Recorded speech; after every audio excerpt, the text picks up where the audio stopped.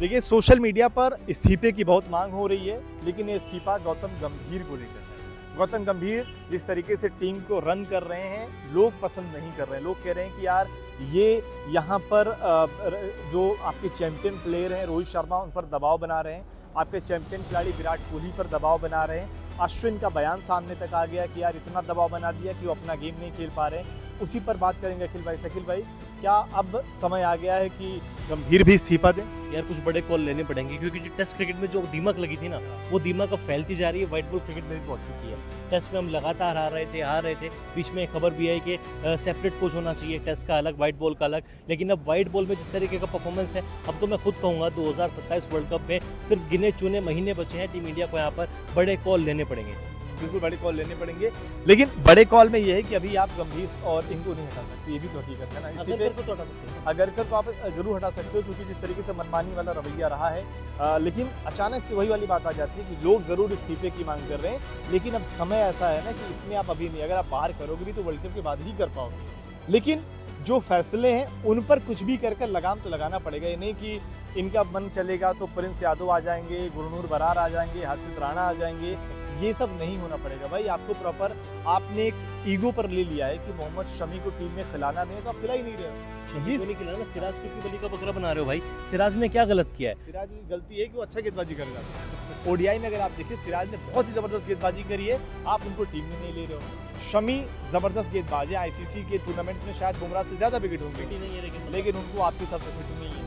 तो ये वाली चीज़ है ना कि आपको ये वाला ईगो छोड़ना पड़ेगा। आपको 2027 तक तो चलिए मौका मिलेगा ही, लेकिन जो लोग मांग कर रहे हैं इस्तीफे की, कहीं ना कहीं यहाँ पर गौतम गंभीर के लिए ये उनको समझना पड़ेगा कि यार लोग गलत नहीं।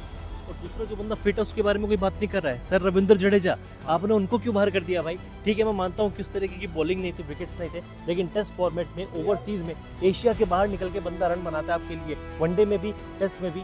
जो आपने वनडे सीरीज में देखा, इंग्लैंड वाली सीरीज में आपको लोअर ऑर्डर में एक अटैकिंग बैटर की जरूरत थी।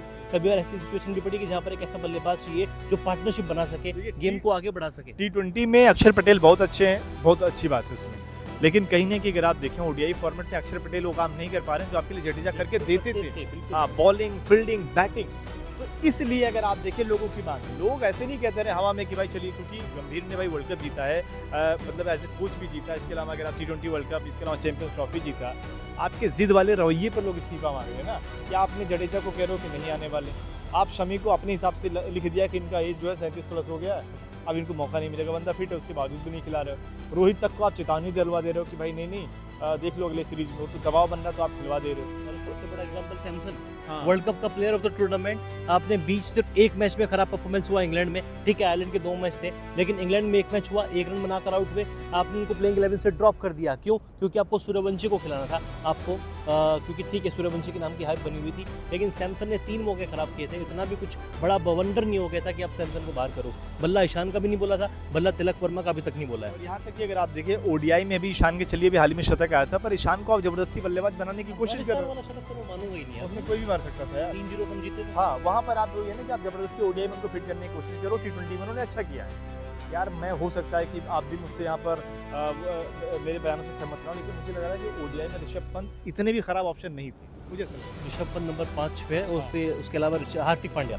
तो फिनिशर के तौर पे आपको उनको बैक करना चाहिए था, क्योंकि ऋषभ पंत इस तरह की कैमियो इनिंग्स खेल सकता है ना इन टीम के लिए, जो वाकई में इंडियन टीम को साउथ अफ्रीका के छोटे मैदानों पर, जहाँ पर वर्ल्ड कप खेला जाएगा, इंडियन टीम के लिए बहुत बेनिफिशियल साबित होगा। और मैं फिर से जिड्डू को भी बैक करूंगा। अक्षर पटेल को मैं शायद अपने 15 के स्क्वाड में भी ना रखूं। आप चाहोगे कि ऋषभ पंत हो गए, जडेजा हो गए, या फिर कहें इसके अलावा शमी, सिराज, इनको भी आप चाहोगे कि यार स्पेशली सिराज को खासतौर पर आप चाहोगे कि वो टीम में आ जाए? आप ये इतने आप 6 फुट के चक्कर में मत जाइए कि सारे लंबी हाइट के बॉलर लेकर आए, विकेट निकालेंगे। आपने देख लिया डेब्यू के कुछ ही मैचों बाद गुरनूर जो है 10 में 100 खाने वाले थे, बच गए, तो वो आपको यहाँ पर काम करने की जरूरत है। आप एक साथ पूरा का पूरा रो बॉलिंग अटैक नहीं रख सकते ना, आप बुमराह को अकेला नहीं छोड़ सकते। और फिर अगर आप कहोगे कमेंट सेक्शन में कि अर्शदीप भी है, तो 4 साल इंडिया के लिए खेलते होंगे, लेकिन आज वो बंदा वनडे में फिट नहीं बैठता। बंदा T20 का गेंदबाज है, उसमें कोई T20 में फिट नहीं बैठता यार, वो वाइड से अपनी काम। ओडीआई में, हाँ वही है भाई, ओडीआई में अगर आप देखो 4 ओवर के, कहीं ना कहीं 3 ओवर के बाद उनका मन नहीं लगता, फिर चौथे ओवर में वो दबा के व्हाइट बॉल डालते हैं। और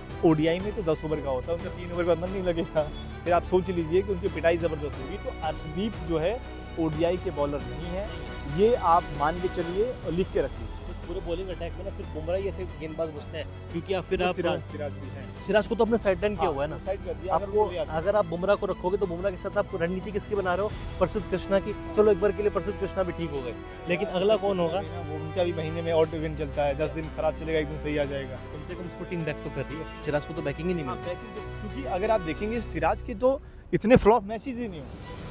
हाँ, उन्होंने गलत ही नहीं किया, इसीलिए शायद बात कर रहे हैं, गलत नहीं किया, क्योंकि यहाँ तो टीम में रहने का पैमाना है, कुछ गलत किए तो हम आपको लगातार मौके देते हैं। आपको सोचो ना, आपके पास बुमराह अकेले एक्सपीरियंस बोला है, उसके बाद कौन आता है? गुरनूर बरार आते हैं, प्रिंस यादव आते हैं, और अब रही सही कसर जिम्बाब्वे टूर से पूरी हो गई। मयंक यादव, यश ठाकुर, यार कहाँ से लेकर आ रहे हो? जितने मतलब ऐसा था कि ना आ जाओ सारे लोग आ जाओ, विंटर फ्री है, इस तरीके का। अरे यार विजय राज के वो एक भाई, अगर आप देखें कि मतलब शुरुआत में अगर आप देखें इंडियन कैप जो इतने आसानी से नहीं मिलते थे। सूर्यान सेठी ठीक है, अच्छी कहाँ से तुरंत इंडियन टीम में आ गए यार। आप मतलब पता नहीं कब से क्रिकेट देख रहे हैं, अरसा हो जाता था किसी प्लेयर को डेब्यू किए हुए, अब ऐसा लगता है कि क्रैप फ्री में बिट रही है। सूर्यान सेठी जैसे खिलाड़ी अगर आप देखें, डिसरिस्पेक्ट वाली बात है, बहुत सारे ऐसे गली में खेलते मिल जाते हैं यार, आप इनको सीधे इंडिया खिला दे रहे हो, फिर बाद में देखते हो क्या होता है। यश ठाकुर के लिए कौन जिम्बाब्वे सीरीज देखेगा? आप देखोगे? मैं तो अशोक शर्मा के लिए भी ना देखूं। अशोक शर्मा देखिए पेस अच्छी है, आने वाले टाइम पे इंडिया के लिए खेले, अच्छी पेस है, लेकिन आप अशोक शर्मा तो आप इस सीजन से पहले कभी जानते थे? डोमेस्टिक के लिए भी लोग नहीं जानते होंगे। अचानक से एक खिलाड़ी डोमेस्टिक, हाँ एक खिलाड़ी अचानक से डोमेस्टिक नहीं होता है, इसको खिलाने को। अरे ये ठाकुर से बढ़िया तो शार्दुल ठाकुर, दोनों एक जैसे खिलाड़ी हैं, एक तरीके की बॉलिंग करते हैं, एक तरीके से दिखते हैं, उनकी बात पैक करते हैं। ठाकुर भी है भाई, मैं ये बता रहा हूँ कि यश ठाकुर जो है आपका भविष्य नहीं हो सकता। उनकी गेंदबाजी अगर आपको लगता है कि वो इंडियन टीम में आगे रेगुलर मेंबर रहेंगे, तो इंडियन टीम का ही मुझे लगता है कि भला करना पड़ेगा। नेपाल को सपोर्ट करना शुरू कर देना। आपको बॉलिंग में कहीं ना कहीं डोमेस्टिक से बेहतर गेंदबाजों को सेलेक्ट करो, जो लगातार वहाँ मेहनत कर रहे हैं यार। आप कहीं ना कहीं आईपीएल देखे यार, 156 फेंका ये। मयंक यादव को डिसरिस्पेक्ट नहीं, पर मयंक यादव ने ऐसा क्या कर दिया पिछले 2-3 सालों में कि आपको इंडियन टीम में डिजर्व करते हैं? आप बताइए मुझे। कुछ भी नहीं किया। अरे वो मैच ही नहीं खेला बंदा, वो बंदा मैच नहीं खेला, वो डीपीएल के ट्रायल तक पे नहीं गए हैं। मैंने खुद डीपीएल के ट्रायल ग्राउंड से देखे हैं, वो वहाँ पे भी नजर नहीं आए हैं। उसके अलावा सबसे बड़ा एग्जांपल उमरान मलिक का भी है। आपने उमरान मलिक को पेस के चक्कर में लिया है ना, क्या होगा उस खिलाड़ी का? आज वो बंदा कुछ भी नहीं कर रहा है। जिस पेस जिस रफ्तार से आया था, उससे दुगनी रफ्तार से वो बंदा गायब हो चुका है क्रिकेट से। उसको जे.एंड.के तक बैक नहीं कर रहा है। मयंक यादव को क्या आप लोगों ने आईपीएल देखा होगा, सारे मैच का खेले थे वो? सारे मैच तक नहीं खेले थे आईपीएल। 2 मैच, गिनती के 2 मैच, एक में तो वैभव सूर्यवंशी ने बहुत मार मारा था, एक ओवर में 27-28 मार दिए थे। आपने उस प्रदर्शन के बिहाफ पर उनको टीम इंडिया खिलाती है। अरे अगर अशोक शर्मा जैसे ऐसे तमाम खिलाड़ियों को या ठाकुर को लाना था, तो मुझे लग रहा फिर तो साकिब हुसैन, क्या नाम है, साकिब हुसैन, उन्होंने भी गलत नहीं किया था। अगर ऐसे ही लाना तो वो उनको ले आते। आपके पास कार्तिक त्यागी ने तो थोड़ा सा ट्रैक रिकॉर्ड भी है, कार्तिक त्यागी को बैक करना चाहिए। उनका ट्रैक रिकॉर्ड भी था, उनको ला सकते थे। बॉर्डर गावस्कर ट्रॉफी में बंदा एक बार डेब्यू करने वाला था। इंडिया ए के लिए अच्छा खेला, वर्ल्ड कप में अच्छा खेला, आप उसके बारे में विचार ही नहीं करो, सोच ही नहीं रहे हो। अगर आपको सोचना ही ऐसा कुछ था कि चलो अगले फॉर्मेट में, तो आप फिर आकिब नाबी को ट्राई करते। ठीक है, खराब प्रदर्शन कर रहे हैं, लेकिन उन्होंने हाल फिलहाल में कुछ तो किया था, डोमेस्टिक में कुछ तो किया था। 3 मैचेस के लिए सीरीज टीम बना रहे हैं कि ठीक है, 3 मैचों के बाद कौन पूछ रहा है? यश ठाकुर को, मयंक को, अशोक को, इनका सपना पूरा कर देते हैं, तो आप भुवनेश्वर के बारे में सोच सकते हैं। भुवनेश्वर को अगर आप नहीं खिलाएंगे, एक पता है क्यों नहीं खिलाएंगे? पता है क्यों नहीं खिलाएंगे? क्योंकि अगर भुवनेश्वर को खिला दिया ना, तो फिर बाहर ही नहीं कर पाएंगे ना। अच्छा कर देगा, इतना अच्छा कर देगा, बाहर नहीं कर पाएंगे तो उसको खिलाएंगे। इनके लिए आसान है। अशोक शर्मा, ये एक बंडल में बटोरो इनको। अशोक शर्मा, अशोक शर्मा, यश ठाकुर और जितने हैं एक तरीके से, इन सबको एक साथ बटोर के लेकर आ जाओ, घुमावा दो जिम्बाब्वे में। इसके अलावा बन गया इंडिया कैप, मिल गया, हो गई आपकी टीम। बिल्कुल ऐसे नहीं चलेगा। इसीलिए हमने जो शुरुआत में बोला कि लोग गंभीर का इस्तीफा मांग रहे हैं, इन सब वजहों से मांग रहे हैं।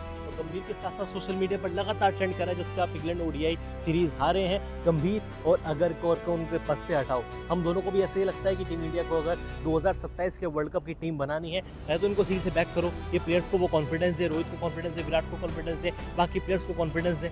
और अगर नहीं दे सकते तो भैया अपना इस्तीफा दो, टाटा बाय बाय, हमारी टीम के साथ खिलवाड़ मत करो। आपको क्या लगता है? कमेंट सेक्शन में ज़रूर बताएं।